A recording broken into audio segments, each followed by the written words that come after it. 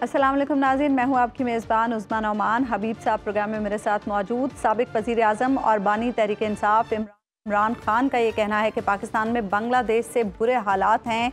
2 माह में हुकूमत का धड़न तख्ता होने वाला है। अडियाला जेल में सहाफ़ियों से गुफ्तगू में इमरान खान का मज़ीद कहना था कि वो मुल्क व कौम की खातिर बात करना चाहते हैं।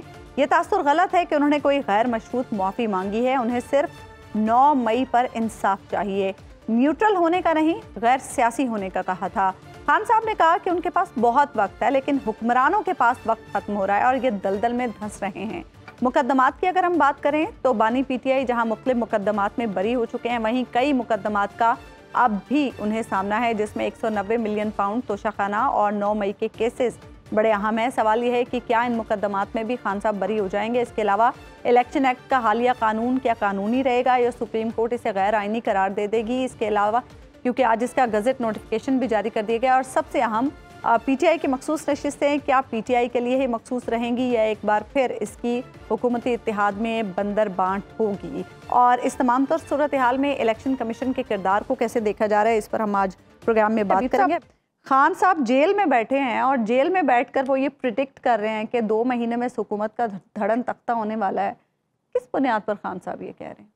जब हुकूमत के पास मैंडेट ऐसा हो जिसके ऊपर शुकूक व शुबहात पैदा हो रहे हों, सवालिया निशान लगे हों, तो उस सूरत में ये कहना तो बहुत मुश्किल है कि ये हुकूमत मुस्तहकम है, ये हुकूमत चलेगी या ये हुकूमत कुछ काम कर सकती है। यानी ये खान साहब तो चलिए उनके मुखालिफ है ना, उनके जो हक में लोग हैं वो भी पूरे यकीन से ये नहीं कह पाते कि ये हुकूमत अपना वक्त पूरा कर सकेगी या जो बीड़ा उठाएगी काम करने का उससे कर भी लेगी। उसकी वजह फार्म 47 और फार्म 45 का फ़र्क है, तो लिहाजा वो फ़र्क ही इस हुकूमत को काफ़ी कमज़ोर कर देता है।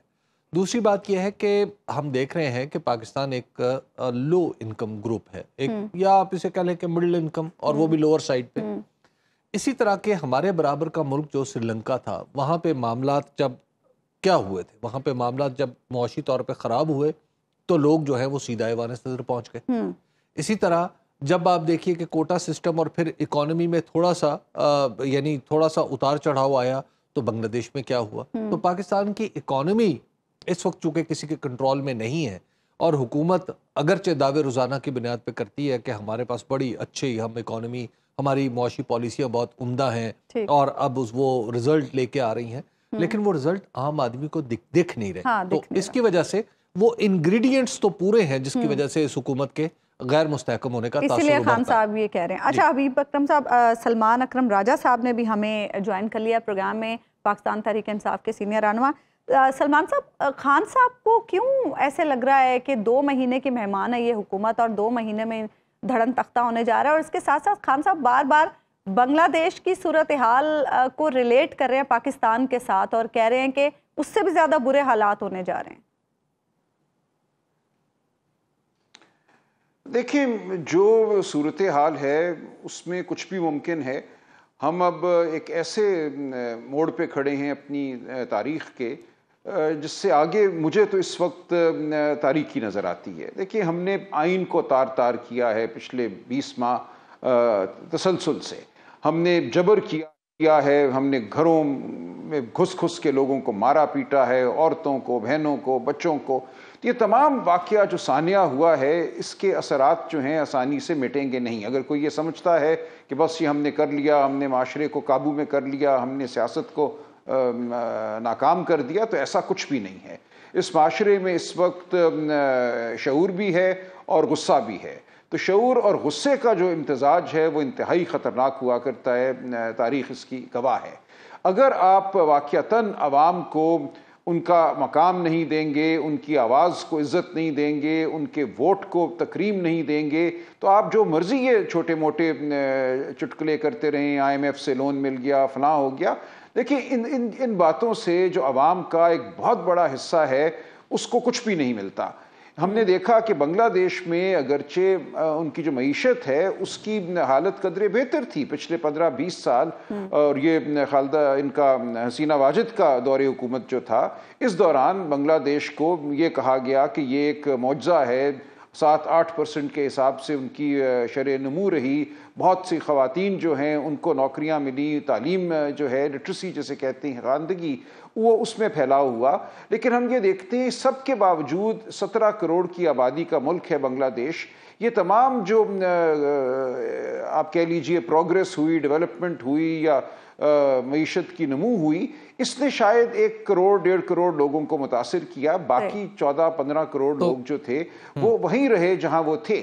اب یہ ایک بہت بڑا سوال ہے اس وقت معیشت کے حوالے سے، جو معیشت کے تو سلمان صاحب آپ کو کہیں ایسا لگ رہا ہے کہ یہ جو معاملہ ہے یہ کسی تحریک میں ڈھل سکتا ہے، کسی موومنٹ میں ڈھل سکتا ہے، جیسا سری لنکا یا بنگلہ دیش میں دیکھا؟ یہ کسی کی خواہش تو نہیں ہے پاکستان میں، لیکن بہرحال کیا ایسا ہو سکتا ہے؟ دیکھیے ظاہر ہے یہ ممکنات میں تو ہے یہ بات، ہم نہیں کہتے کہ براہ راست بنگلہ دیش، سری لنکا اور پاکستان میں کوئی مماثلت ہے، لیکن ہمیں نہیں پتہ ہوتا کس طرح تیونس میں ایک پھل فروش نے اپنے آپ کو آگ لگائی اور پورے مشرق وسطیٰ میں، پورے افریقہ میں آگ پھیل گئی۔ تو یہ چیزیں کب بھڑک اٹھیں ان کا کوئی بھی پہلے سے تعین نہیں کر سکتا، اس لیے ضروری یہ ہے کہ ہم جو انسانی حقوق ہیں ان کو کبھی بھی پامال نہ کریں، ہم جو غریب ہے ہمیشہ اس کی فکر کریں، ہمارے ذہن میں ہو کہ معیشت کا نصب العین جو ہے وہ معیشت کے امیر ترین نہیں ہے، معیشت کے غریب ترین ہیں۔ اگر آپ غریب ترین کو، یہی میں بات کر رہا تھا بنگلہ دیش کے حوالے سے، چھوڑ دیتے ہیں تو کسی دن وہ آ کر پورے آپ کے گھر کو آگ لگا دیں گے، اور یہی وہاں ہوا۔ 1-1.5 کروڑ لوگ تو بہت آسائش میں زندگی گزار رہے تھے، ان کے بچوں کو لگتا تھا ان کا مستقبل بھی ہے، نوکریاں بھی ہیں، لیکن 14-15 کروڑ لوگ ایسے تھے جنہیں لگتا تھا کہ انہیں چھوڑ دیا گیا ہے، انہیں ہانک کر ایک طرف کر دیا گیا ہے۔ وہی لوگ ہیں جو آئے، ان کے بچے ہیں جو آئے، اور انہوں نے آ کر پورے اس نظام کو جو ان کو باہر رکھے ہوئے تھا مسمار کر دیا۔ جنزی یہ جسے کسی بھی کہتے ہیں ملک میں ممکن ہے جہاں اس نوعیت کی ڈیولپمنٹ ہو۔ اچھا راجہ صاحب یہ بتائیے گا کہ اب آپ جو نشستوں کا مقدمہ آپ جیت چکے تھے، اب وہ جیتا ہوا مقدمہ ایک دفعہ قانون کی صورت میں ہرایا گیا ہے، الیکشن کمیشن نے ایک ڈیفرنٹ اوپینین لے لی ہے، اور وہ سپریم کورٹ کو بتانے چلا ہے کہ آپ نے جو فیصلہ کیا تھا وہ دستور کے مطابق نہیں ہے۔ تو یہ بتائیے گا کہ اب اتنے اطراف سے آپ کو مقابلہ کرنا پڑے گا سپریم کورٹ میں، تو کیا سپریم کورٹ کا فیصلہ وہی ہوگا جو آ چکا ہے 12 جولائی کو؟ دیکھیں جو 12 جولائی کا فیصلہ ہے، جو 8 رکنی اکثریت کا فیصلہ ہے، وہ بالکل آئین اور قانون کے مطابق ہے۔ جو پاکستان میں حالات و واقعات تھے، جس طرح 13 جنوری کے بعد اور اس سے پہلے بھی پورے انتخابی عمل کو پامال کیا گیا، اس کے ادراک پر مبنی تھا۔ لہٰذا اگر تو سپریم کورٹ ثابت قدم رہتی ہے تو مجھے کوئی اس حوالے سے گمان نہیں ہے کہ جو قانون سازی ہوئی ہے اس کو کلعدم قرار دیا جائے گا، کیونکہ یہ واقعتاً کلعدم ہے۔ اس کا مقصد صرف اور صرف ایک غیر نمائندہ قومی اسمبلی، پھر بھی آپ اگر کا لفظ دیکھیں ظاہر ہے دیکھیں اگر تو ہے نا، دیکھیں یہ میں تو نہیں کہہ سکتا کہ کل کو کیا تشکیل ہوگی سپریم کورٹ کی، جو بینچ اس مقدمے کو سنے گا۔ جب ہم نے پٹیشن دائر کی ہے، اس قانون کو ہم نے چیلنج کیا ہے، ہم کہہ رہے ہیں یہ غیر آئینی ہے، اس کے لیے کیا بینچ تشکیل پائے گا، تو یہ سب چیزیں اس پر منحصر ہیں۔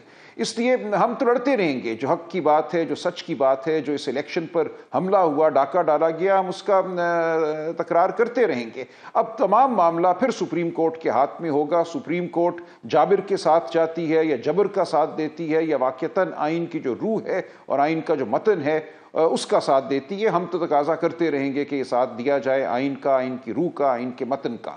تو یہ مارکہ ہمارے سامنے ہے۔ سلمان صاحب اگر میں اس کو ٹیکنیکلی مطلب ایک طالب علم کے طور پہ دیکھوں تو آپ کا جو الیکشن ایکٹ میں ترمیم کے خلاف جو مقدمہ ہے وہ جڑا ہوا ہے مخصوص نشستوں کے فیصلے سے، کیونکہ اس فیصلے کو انڈو کرنے کے لیے یہ سٹیپ لیا گیا۔ دوسری طرف الیکشن کمیشن جہاں جہاں توضیح کا طلبگار ہے وہ بھی اسی فیصلے سے جڑا ہوا ہے۔ تو کیا یہ سارے مقدمات عدالتی پریکٹس کیا یہ ہے کہ یہ سارے مقدمات اٹھا کے اسی 13 رکنی بینچ کے پاس چلے جائیں گے، یا کچھ اور ہو سکتا ہے؟ دیکھیں جہاں تک اس نئے قانون کا یا ترامیم کا تعلق ہے، اگرچہ یہ معاملہ جڑا ہوا ہے 13 جولائی کے فیصلے سے، لیکن یہ ممکن ہے کہ کوئی اور بینچ ہو جس کے حوالے یہ کر دیا جائے، اور میرا خیال ہے کوشش تو یہی ہوگی منصوبہ سازوں کی کہ یہ کسی اور بینچ کے حوالے کیا جائے تاکہ وہ بینچ جو ہے 13 جولائی کے فیصلے کو بھی رد کرے اور اس قانون کو آئین کے مطابق قرار دے۔ تو یہ اب سپریم کورٹ کے اندر جو جنگ ہے، سپریم کورٹ کے اندر جو بینچ کی تشکیل ہوگی، کون وہ تشکیل کرے گا؟ کیا supreme court practice and procedure act کو بحال رکھا جائے گا یا اس کو بھی ختم کر دیا جائے گا؟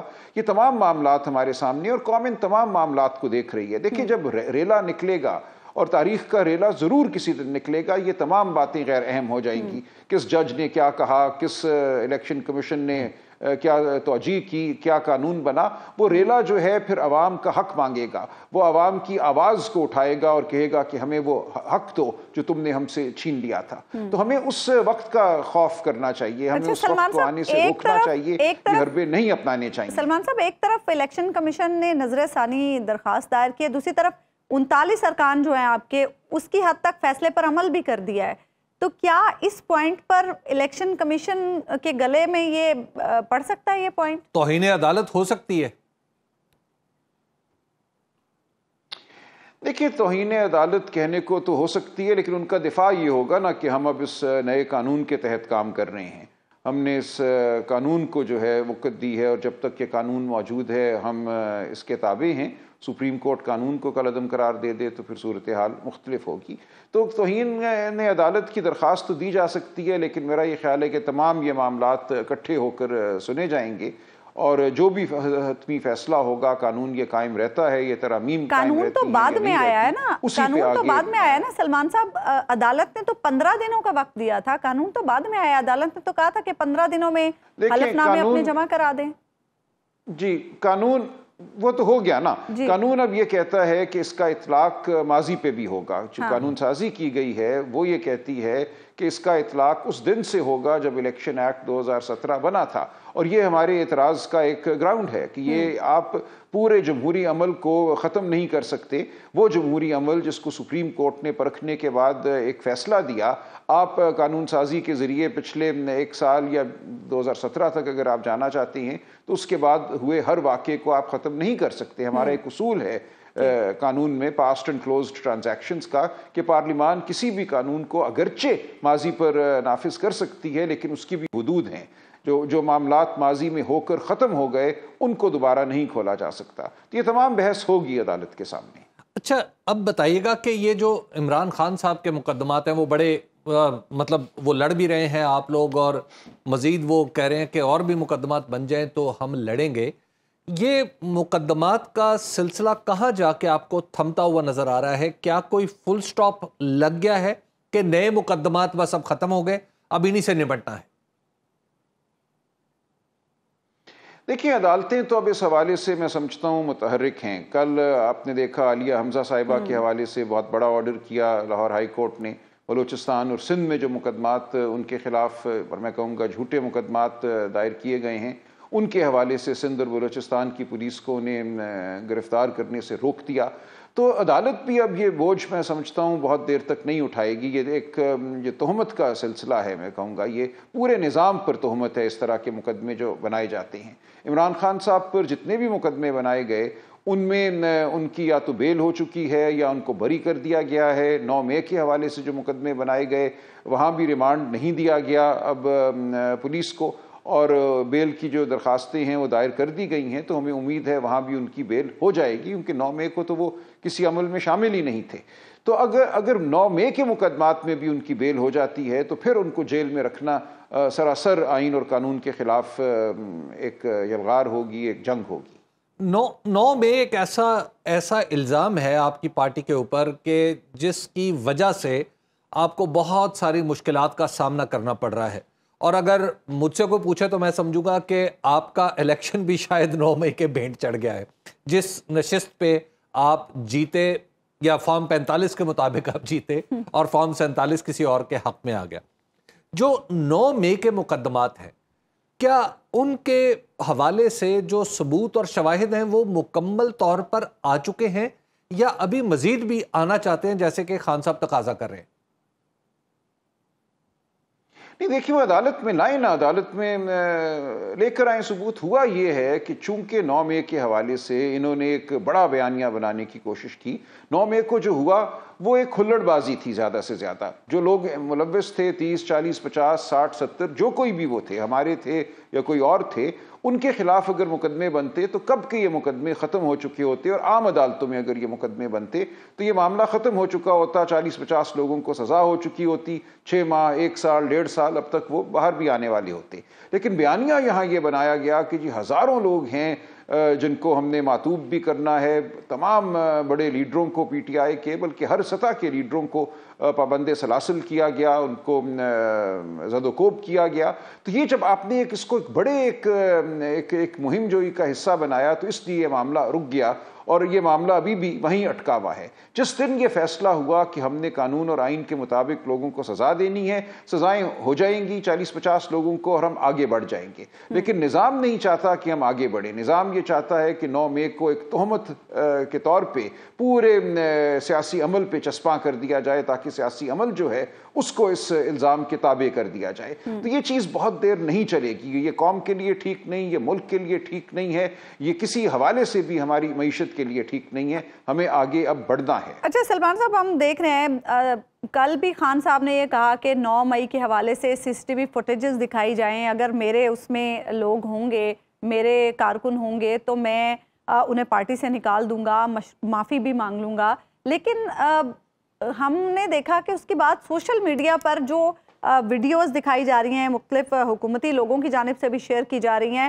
کہ کس طرح سے جو پاکستان تحریک انصاف کے اہم رہنما یاسمین راشد صاحبہ ہیں، دیگر جو رہنما لوگوں کو لے کے احتجاج کے لیے جس طرح سے جا رہے ہیں، ان ویڈیوز کو ثبوت کے طور پر پیش کیا جا رہا ہے کہ یہ دیکھیں CCTV فوٹیج میں یہ آپ کے لوگ ہیں۔ دیکھیں آپ یاسمین راشد صاحبہ والا ویڈیو لے لیں، وہ کیا کہہ رہی ہیں؟ وہ کس کو کہہ رہی ہیں کہ تم کسی جرم کا ارتکاب کرو، تم آگ لگاؤ، تم داخل ہو جاؤ اندر، توڑ پھوڑ کرو؟ کہیں پہ بھی احتجاج کرنا ایک آئینی اور قانونی حق ہے، اس کو کیسے یہ ایک جرم بنا رہے ہیں، کیسے اس کو ایک الزام بنا رہے ہیں؟ کہیں پر بھی احتجاج کرنا ہے یاسمین راشد صاحبہ کی، جی کہیں پر بھی احتجاج کرنا جو ہے وہ غیر آئینی نہیں ہے، غیر قانونی نہیں ہے۔ اس حوالے سے اگر کوئی ٹریفک میں خلل پڑتا ہے یا کوئی کیاری گھاس پہ خلل پڑتا ہے تو اس کی اپنی ایک چھوٹی موٹی سزا ہوا کرتی ہے، آپ فائن کر دیتے ہیں، ہارٹی کلچر والے کچھ کرتے ہیں۔ اس کو یہ کہنا کہ یہ بغاوت ہے، یہ حملہ ہے، یہ غلط بات ہے۔ GHQ کے باہر بھی احتجاج کیا جا سکتا ہے سلمان اکرم راجہ صاحب؟ جی بالکل کیا جا سکتا ہے۔ خان صاحب نے کہا کہ میں نے GHQ کے باہر پرامن احتجاج کی کال دی تھی۔ دیکھیے وہ بات بھی اس وقت متنازع ہے کہ انہوں نے کیا کہا۔ انہوں نے GHQ نہیں کہا، انہوں نے یہ کہا، جو مجھے بات سمجھ آئی تھی کہ جب جوڈیشل کمپلیکس پہ 18 مارچ اور اس سے پہلے زمان پارک 14 مارچ ایک ایکشن ہوا تو کچھ لوگوں میں یہ ایک تاثر پیدا ہوا کہ ہمیں احتجاج وہیں کرنا چاہیے جہاں سے یہ ایکشن جو ہیں کرائے جا رہے ہیں یا کیے جا رہے ہیں۔ براہ راست رینجرز شامل تھے ان معاملات میں۔ لیکن یہ کہنا کہ 9 مئی کے حوالے سے کوئی منصوبہ سازی ہوئی، خان صاحب تو جیل میں تھے، پکڑے گئے تھے، وہ کسی منصوبے کا حصہ نہیں تھے، اور کسی بھی پارٹی کے لیڈر نے یہ نہیں کہا کہ کوئی منصوبہ تھا۔ اس دن ایک صورتحال پیدا ہوئی، لوگ گئے، انہوں نے اسی دن فیصلہ کیا کہ کہاں انہوں نے احتجاج کرنا ہے، اور یہ پرامن احتجاج تھا۔ اس دوران اگر کسی جرم کا ارتکاب ہوا ہے تو میں بار بار یہ کہہ رہا ہوں کہ ان 20 30 40 50 لوگوں کو پکڑیں اور ان کو سزا دے دیں۔ اس سے زیادہ یہ معاملہ نہیں ہے، اس کو اس سے بڑھ کر ایک معاملہ بنانا جو ہے وہ پورے عمل کے ساتھ زیادتی ہے، اور ملک کو آپ نے جامد کر دیا ہے۔ ملک آگے تب بڑھے گا، گفتگو تب ہوگی، کانفیڈنس بلڈنگ میجرز تب آئیں گے جب آپ اس بات سے آگے بڑھیں گے۔ شفاف ٹرائلز کے ذریعے ان لوگوں کو سزا دے دیجئے جو اس میں براہ راست ملوث تھے، اور آگے بڑھ جائیے۔ اچھا، اور یہ بھی بتائیے گا 9 مئی کو 1 سال سے زیادہ ہو گیا، پھر اب تک جو لوگ 9 مئی کے مقدمات میں گرفتار ہیں، معاملات کیوں لٹکے ہوئے ہیں؟ کیا وجہ ہے اس کی؟ کی وجہ یہی ہے نا کہ جھوٹے مقدمے بنائے گئے۔ اگر آپ یہ مقدمہ بنائیں گے کہ عالیہ حمزہ نے 6 شہروں میں لوگوں کی رہنمائی کی اور جو ریلے تھے ان کو لے کر وہ گئیں، تو آپ کا مقدمہ جھوٹا ہے، کیونکہ وہ 9 مئی کو 6 شہروں میں نہیں تھی۔ آپ چونکہ جھوٹے مقدمے بنا رہے ہیں، آپ ایک آمیزش کر رہے ہیں کسی سیاسی مقصد کے لیے، اس لیے یہ مقدمات ختم ہونے کو نہیں آ رہے۔ جب آپ گواہی اور شہادت پیش کرنے جاتے ہیں تو جو آپ نے جھوٹی FIR کاٹی ہے, جو جھوٹی بنیاد قائم کی ہے, اس سے وہ گواہی اور شہادت جو ہے میل نہیں کھاتی اور عدالت میں مقدمہ ڈھیر ہو جاتا ہے. آپ کو مقدمے درست بنانے چاہیے تھے, سچائی پر مبنی بنانے چاہیے تھے, وہ 2-4 ہفتوں میں ختم ہو جاتے. ٹھیک ہے, بہت بہت شکریہ سلمان اکرم راجہ صاحب, آپ پروگرام میں ہمارے ساتھ. ایک بریک ہم لیں گے ناظرین, اور بریک کے بعد ہم بات کریں گے سپہ سالار کے اہم خطاب کے حوالے سے. ویلکم بیک ناظرین. Army chief general Syed Asim Munir کا یہ کہنا ہے کہ اللہ کے نزدیک سب سے بڑا جرم فساد فی الارض ہے. پاک فوج فساد فی الارض کے خاتمے کے لیے جدوجہد کر رہی ہے. جو شریعت اور آئین کو نہیں مانتے انہیں پاکستانی نہیں مانتے. کسی نے پاکستان میں انتشار پیدا کرنے کی کوشش کی تو رب کریم کی قسم ہم اس کے آگے کھڑے ہو جائیں گے. ریاست کی اہمیت اگر جاننی ہے تو عراق, شام اور لیبیا سے پوچھیں. اسلام آباد میں علماء مشائخ کانفرنس سے خطاب میں سپہ سالار کا مزید کہنا تھا کہ دنیا کی کوئی طاقت پاکستان کو نقصان نہیں پہنچا سکتی, کیونکہ یہ ملک قائم رہنے کے لیے بنا ہے. اس پاکستان پر لاکھوں عاصم منیر, لاکھوں سیاستدان اور لاکھوں علماء قربان, کیونکہ پاکستان ہم سے زیادہ اہم ہے. بری فوج کے سربراہ نے کہا احتجاج کرنا ہے تو ضرور کریں لیکن پرامن رہیں. سوشل میڈیا کے ذریعے انتشار پھیلایا جا رہا ہے. جرائم پیشہ افراد دہشت گردی کی پشت پناہی کر رہے ہیں. پاکستان نے 40 سال سے زیادہ عرصے تک لاکھوں افغانوں کی مہمان نوازی کی ہے. ہم انہیں سمجھا رہے ہیں کہ فتنہ خوارج کی خاطر اپنے ہمسایہ برادر اسلامی ملک اور دیرینہ دوست کی مخالفت نہ کریں. جو کہتے تھے کہ 2 قومی نظریہ خلیج بنگال میں ڈبو دیا, وہ آج کہاں ہیں؟ آرمی چیف نے کشمیر کو تقسیم پاک نامکمل ایجنڈا بھی قرار دیا. اس موقع پر شہباز شریف نے بھی خطاب کیا, اس حوالے سے بھی ہم بات کریں گے. حبیب صاحب, پہلے تو ہم آرمی چیف نے آج جو گفتگو کی اس کے حوالے سے بات کر لیتے ہیں. انہوں نے کہا کہ جو شریعت اور آئین کو نہیں مانتے ہم انہیں پاکستانی نہیں مانتے. اس ملک میں بہت سارے ایسے لوگ ہیں, پچھلے کچھ عرصے میں ہم دیکھ چکے ہیں, جنہوں نے پاکستان کے آئین کو نہیں مانا. کچھ ادارے بھی اس میں شامل ہیں. ان کا کچھ حرکتیں ایسی ہیں جن کی وجہ سے لگتا ہے کہ انہوں نے آئین کو نہیں مانا. مثال کے طور پہ جب PDM-1 کی, یعنی وہ حکومت جو 2022 میں بنی تھی اور پھر وہ 2023 تک قائم رہی, اس حکومت نے سپریم کورٹ کا حکم نہیں مانا تھا جو جسٹس عمر عطا بندیال نے واضح طور پہ دیا تھا کہ آپ نے پنجاب میں فلاں تاریخ کو الیکشن کروانے ہیں, اور اس حکم کو اٹھا کے ردی کی ٹوکری میں ڈال دیا گیا اور انہوں نے آئین دستور کا مذاق بنا دیا, گویا دستور کو نہیں مانا. اسی طرح کی صورتحال کچھ آج کل بھی درپیش ہے کہ آج کل بھی کچھ ایسے لوگ ہیں جو دستور کی من مرضی کی تشریح کر رہے ہیں, اور اس میں خاص طور پر سپریم کورٹ کو ہی مشورہ دے رہے ہیں, سپریم کورٹ کو ہی بتا رہے ہیں کہ جناب آپ جو کہہ رہے ہیں اصل وہ آئین نہیں ہے, میں چونکہ وزیر قانون ہوں اس لیے جو میں کہہ رہا ہوں وہ آئین ہے, یا میرے پاس فارم 47 کے 50 لوگ موجود ہیں یا 100 لوگ موجود ہیں, ان کی مرضی سے میں دستور میں من مرضی کی یا قانون میں من مرضی کی ترمیم کر کے آپ کو بتاتا ہوں کہ آئین کیا ہوتا ہے. تو یس, یہ ایک طرز عمل تو ہے اور ڈیفینیٹلی, لیکن اس میں ایک اس میں گنجائش یہ نکلتی ہے کہ آپ اس کو توڑ مروڑ کے قانون کے دائرے میں ہی سمجھتے ہیں. تو میرا نہیں خیال کہ چیف آف آرمی اسٹاف کی مراد ان لوگوں سے ہوگی, ورنہ جو کچھ انہوں نے کہا ہے وہ تو متفق علیہ ہے. جو دستور کو نہیں مانتا ظاہر ہے اس کو پھر وہ اس کے خلاف تو جنگ ہونی چاہیے, اور جو پاکستان کے اندر فساد ڈالنے کی کوشش کرتا ہے وہ بھی اس کے خلاف بھی جنگ ہونی چاہیے. اور بے شک پاکستان ایک ایسی اینٹی ہے جس پہ کئی چیزیں قربان کی جا سکتی ہیں, لیکن میں یہ سمجھتا ہوں کہ آج کی دنیا میں جو ملک ہیں وہ اپنے عوام کے لیے وجود میں آتے ہیں. آپ عوام کی جب حفاظت ہو رہی ہوگی تو ملک کی حفاظت خود بخود ہو رہی ہوگی. ملک ایسی اینٹی نہیں ہوتا کہ عوام کی حفاظت نہ ہو رہی ہو لیکن ملک کی حفاظت ہو رہی ہو. اور تیسری بات یہ ہے کہ انہوں نے بالکل بڑی درست بات کہی کہ لیبیا اور عراق کی اور دیگر شام کی مثالیں آپ لیں کہ جہاں پہ ریاست نہیں رہتی, لیکن اس کے ساتھ ساتھ ہمیں ان ریاستوں کی مثالیں بھی لینی چاہیے جنہوں نے اپنے شہریوں کی بڑی اچھی طرح خدمت کی ہے. ان فلاحی ریاستوں پر بھی توجہ کرنی چاہیے جنہوں نے بہت اچھا کام کیا ہے, وہاں کے لوگ مطمئن ہیں. مثال کے طور پہ اسکینڈینیویا کو دیکھ لیجئے کہ وہاں پہ جمہوریت بھی ہے, وہاں پہ کسی کو سوشل میڈیا سے پرابلم نہیں ہے, وہاں پہ کسی کو کسی کا حق مارنے سے پرابلم نہیں ہے, وہاں پہ دستور کی پابندی ہے. ان کی بھی مثالیں موجود ہیں جی, عوام کو ان کے حقوق بھی مل رہے ہیں. اسی طرح آپ امریکہ میں دیکھ سکتے ہیں, اسی طرح آپ یورپ کی ریاستوں کو دیکھ سکتے ہیں کہ وہ ریاستیں اپنے آپ کو کیسے عوام کی طرف جواب دہ سمجھتی ہیں، عوام کے سامنے جواب دہ سمجھتی ہیں اور کس طرح رسپانسو ہیں، تو ان ریاستوں کی مثال لے کے ہمیں پاکستان کو اس ڈگر پہ چلانا چاہیے۔ اچھا حبیب صاحب، آرمی چیف نے بڑی امپورٹنٹ بات کی، انہوں نے کہا کہ ہم لوگوں کو کہتے ہیں کہ اگر احتجاج کرنا ہے تو ضرور کریں لیکن پرامن رہیں۔ عمران خان صاحب کی گزشتہ روز بھی یہی سٹیٹمنٹ آئی، اس سے پہلے بھی وہ کہہ چکے ہیں کہ میں نے لوگوں کو احتجاج کرنے کا کہا لیکن پرامن احتجاج کا کہا، اور پرامن احتجاج سب کا حق ہے۔ آج آرمی چیف نے یہ بات کہی، کیا ہم اسے ریلیٹ کر سکتے ہیں؟ آپ تو ایک تو ان دونوں کو ریلیٹ نہ کریں، ابھی وہ وقت نہیں آیا جب ان دو باتوں کو ریلیٹ کیا جائے۔ ٹھیک ہے۔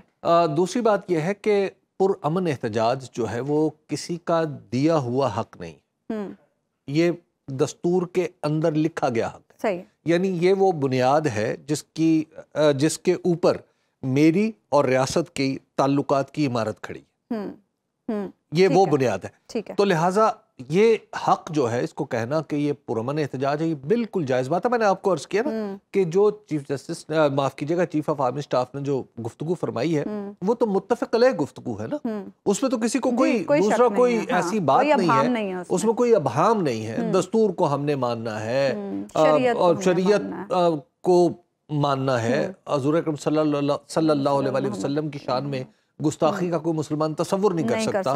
تو یہ تو ساری متفق علیہ باتیں ہیں، ان میں تو میرا خیال ہے کہ کوئی ایسی بات نہیں ہے کہ جس میں کوئی ایسا پہلو ہو جس پہ کوئی بات ہو سکے، یعنی جس پہ خدا نخواستہ کوئی اختلافی چیز ہو۔ انہوں نے تو ایک متفق باتیں کی ہیں جن پہ تمام پاکستان کا اجماع ہے۔ افغانستان کو بھی انہوں نے پیغام دیا ہے آج۔ دیکھیے، یہ جو افغانستان کا معاملہ ہے نا، اس میں میری جو رائے ہے وہ تھوڑی سی مختلف ہے، اور مجھے اب آپ نے چونکہ چیف آف آرمی اسٹاف کا نام لے لیا ہے تو ان سے اختلاف کرتے ہوئے ظاہر پاکستان میں احتیاط کرنی چاہیے، کیونکہ خاص طور پر یہ قومی سلامتی کا معاملہ ہے۔ جو افغانستان میں جو کچھ ہو رہا ہے، افغانستان کے ساتھ جو کچھ ہمارے تعلقات ہیں، مجھے ایسے لگتا ہے کہ جیسے جی دست بستہ ہی ہے، مجھے ایسا لگتا ہے کہ اس پہ ہمیں ریویو کرنا چاہیے اپنی پالیسی پہ۔ ہم اس میں کئی جگہ ایسا لگتا ہے کہ جہاں پہ فائن ٹیوننگ اگر کر لی جائے تو معاملات اتنے خراب نہ ہوں جتنے آج دکھائی دیتے ہیں۔ ٹھیک ہے، اب اس سے زیادہ میں آپ سے اس پہ بات نہیں کروں گی۔ اچھا، علماء و مشائخ سے انہوں نے کہا کہ وہ شدت پسندی یا تفریق کے بجائے تحمل اور اتحاد کی ترغیب دیں۔ علماء اس میں کیسے کردار ادا کر سکتے ہیں؟ علماء جو آج ان کے سامنے تشریف رکھتے تھے، ان میں سے شاید ہی کوئی ایسا ہو جس نے اتفاق کی تلقین نہ کی ہو۔ اچھا، وہ اور طرح کے لوگ ہیں جو انتشار پھیلاتے ہیں یا لوگوں کے درمیان تفرقہ ڈالتے ہیں یا لوگوں کو کہتے ہیں کہ جناب فلاں کافر ہے، فلاں کافر ہے، فلاں کافر ہے، تو وہ اور طرح کے لوگ ہیں۔ آج ان کے سامنے جو آڈینس تھی علماء کی، ان میں سے بیشتر وہ تھے جو اس بات پہ پہلے ہی قائل ہے۔ اچھا حبیب صاحب، وزیر اعظم نے بھی آج وہاں پر خطاب کیا، وزیر اعظم شہباز شریف صاحب نے، اور انہوں نے کہا کہ جتنا تعاون آج حکومت اور آئینی اداروں کے درمیان ہے، آج سے پہلے تو کبھی دیکھا ہی نہیں ہے۔ شہباز شریف صاحب نے جو بات کی، انہوں نے کہا 40 سال کی میں نے سیاست میں ایسا نہیں دیکھا۔ میرا خیال ہے کہ انہوں نے وقتی طور پہ یہ بات کر دی ہے، ورنہ 40 سال میں کیا اس سے پہلے بھی کئی مواقع آئے ہیں جب اتنا ہی زیادہ اتحاد اور اتفاق دیکھا جاتا تھا سول اور ملٹری سائیڈ پہ۔ مثال کے طور پہ ذوالفقار علی بھٹو کے دور میں یہ اتفاق موجود تھا اور بہت ہی گہرا اتفاق تھا، یعنی جنرل ضیاء الحق اور ذوالفقار علی بھٹو کے درمیان جو معاملات تھے وہ اتنے زیادہ تھے کہ بالکل بعض معاملات جو کتابیں لکھی گئی ہیں ان میں تو یہ یہاں تک بتایا گیا ہے کہ جنرل ضیاء الحق بالکل تابع محمل کی طرح کام کرتے تھے جناب ذوالفقار علی بھٹو صاحب کے۔ تو یہ تو اتفاق وہاں پہ اس وقت بھی موجود تھا۔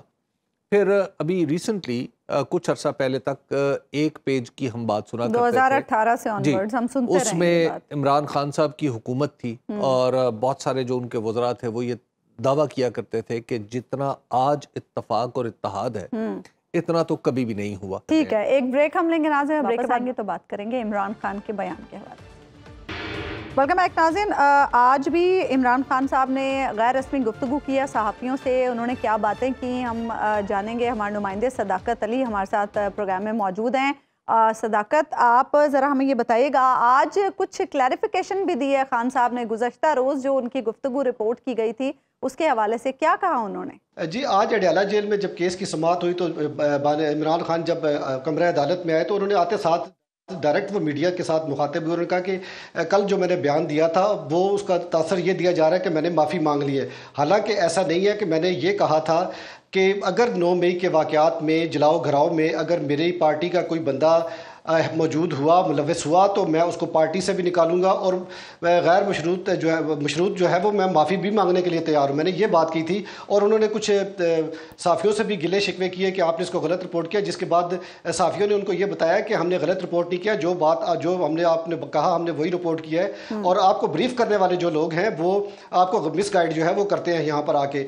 تو عمران خان نے آج بڑے واضح طور پہ کہا ہے کہ میں آج کل والے اپنے بیانیے پہ بالکل ڈٹا ہوا ہوں کہ اگر 9 مئی کے واقعات میں میری پارٹی کا کوئی بھی بندہ ملوث ہوا تو میں اس کو پارٹی سے نکال دوں گا اور میں معافی مانگنے کو بھی تیار ہوں۔ یہ بات آج پھر انہوں نے دوبارہ ریپیٹ کیا۔ اس کے علاوہ ان کا جو سب سے جو امپورٹنٹ جو بات تھی وہ یہ تھی کہ انہوں نے حکومت کو شدید تنقید کا نشانہ بنایا ہے۔ انہوں نے کہا کہ انہوں نے ایک مخصوص لفظ جو ہے وہ استعمال کرتے ہیں، ریلو کٹا۔ انہوں نے کہا کہ یہ ریلو کٹے یہ چاہتے ہیں کہ فوج ادارے جو ہیں وہ پی ٹی آئی کے ساتھ ٹکرائے اور پی ٹی آئی کو جو ہے وہ زیرو کر دیں اور یہ بچے رہے۔ انہوں نے کہا کہ اب یہ نہیں ہوگا، میں کسی قسم کی ڈیل جو ہے میں کسی سے کوئی ڈیل نہیں کروں گا، مجھے جتنی عرصہ مرضی جیل میں رکھنا چاہیں، جتنے مرضی مجھ پہ کیس بنانا چاہیں، میں ہر کیس کو جو ہے وہ فیس کروں گا، لیکن نہ تو میں کوئی ڈیل کروں گا اور نہ میں ملک سے باہر جاؤں گا، کسی صورت بھی نہیں جاؤں گا۔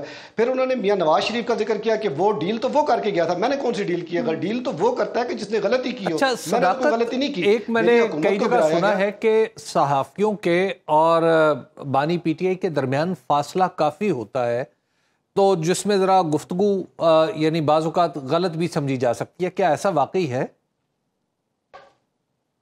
جی اڈیالہ جیل کے اندر جو کورٹ روم ہے وہ بیسک بنایا گیا ہے، وہاں پہ جو ہے وہ 3 پورشن بنائے گئے ہیں۔ ایک پورشن جو ہے وہ پہلے وہ خالی ہوتا ہے، دوسرے پورشن میں جو ہے وہاں پر پبلک لوگ جو ہیں وہ بیٹھتے ہیں آ کے، اور تیسرے پورشن میں ہمیں واقعی کافی دور بٹھایا جاتا ہے جہاں پہ ہماری جو ان کی آواز تک ایکسیس ہے وہ کافی مشکل ہو جاتی ہے۔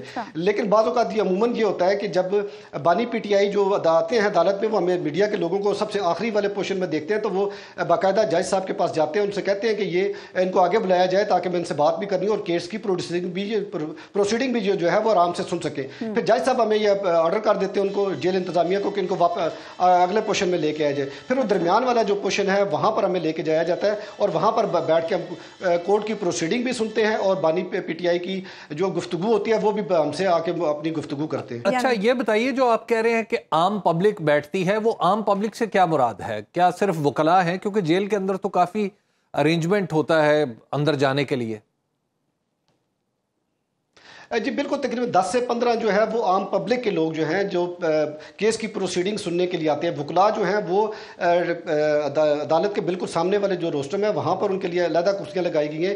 جو پہلا پورشن ہے اس کو مکمل طور پہ خالی رکھا گیا ہے، وہاں پہ کوئی بندہ نہیں بیٹھتا، کوئی چیئرز نہیں لگی ہوئی۔ جو دوسرا پورشن ہے وہاں پہ جو پبلک کے 10 سے 15 بندے جو ہے ہر پروسیڈنگ پہ آتے ہیں، مختلف جو تبدیل ہو کے آتے ہیں، وہ سنتے ہیں پروسیڈنگ، اور تیسرے پورشن پہ جو ہے نا وہ ہمیں رکھا جاتا ہے۔ تو اس وجہ سے وہاں پہ وہ پبلک کے لوگ جو ہیں وہ تقریباً ہر پروسیڈنگ پہ آتے ہیں۔ نہیں یہ بتائیے کہ اگر فرض کیا کہ ایک عام آدمی کو جانا ہو اور وہ کمرہ عدالت میں جانا چاہے تو وہ اس کے لیے پروسیس کیا ہوگا، کیسے جائے گا وہ؟ جی وہ کمرہ عدالت تک جانے کے لیے یہ ہے کہ وہ جس وقت وہاں پر اڈیالہ جیل کے گیٹ نمبر 5 پہ آتے ہیں وہاں پر وہ آ کے اپنے نام لکھواتے ہیں۔ جیسے ہم میڈیا کے لوگ جاتے ہیں، ہم جتنے ہوتے ہیں وہاں پہ ہماری باقاعدہ ایک لسٹ بنتی ہے، لسٹ جو ہے وہ سپرنٹینڈنٹ اڈیالہ جیل کے پاس جاتی ہے، پھر وہاں سے وہ ناموں کی اپروول آتی ہے کہ کون کون سے بندر اندر آ رہے ہیں سماعت سننے کے لیے۔ اسی طرح پبلک کے لوگوں کے لیے بھی یہی ایک پروسیس ہے کہ وہ وہاں پر اپنا لسٹ میں نام لکھوائیں گے، اور پھر جب وہ اڈیالہ جیل سپرنٹینڈنٹ کے پاس جائے گی لسٹ تو وہ پھر وہ آگے سے کتنے لوگ ہیں پھر ان کو الاؤ کرتے ہیں کہ وہ کے پروسیڈنگ سن سکتے ہیں۔ اچھا، اور یہ ایسا کیوں ہے؟ پبلک کے آنے کا کیا مقصد ہے؟ کیا مطلب یہ عام طور پہ ہم ٹی وی شوز میں تو دیکھتے ہیں جہاں لوگوں کو بٹھایا جاتا ہے کسی بھی شو میں، ایسے شوز ہم نے ٹی وی پہ تو دیکھے، لیکن یہاں خاص طور پر اڈیالہ جیل میں اس طرح کی جب سماعت ہو رہی ہے تو دیکھیں جی اوپن کورٹ ہے، اوپن ٹرائل ہے، اس کو اوپن ٹرائل رکھا گیا ہے جس کی وجہ سے پبلک کے جو لوگ ہیں وہ وہاں پر جاتے ہیں۔ یہ عدالتی احکامات کی روشنی میں جو ہے یہ اوپن کورٹ رکھی گئی ہے، یہاں پر میڈیا بھی اس کی بھی ایکسیس ہے اور عام پبلک کی بھی ایکسیس ہے۔ ٹھیک ہے، بہت بہت شکریہ آپ ہمارے ساتھ موجود تھے. پروگرام کا وقت ختم. ناظرین آپ سے ملاقات ہوگی انشاءاللہ اگلے ہفتے. اللہ نے کے بعد.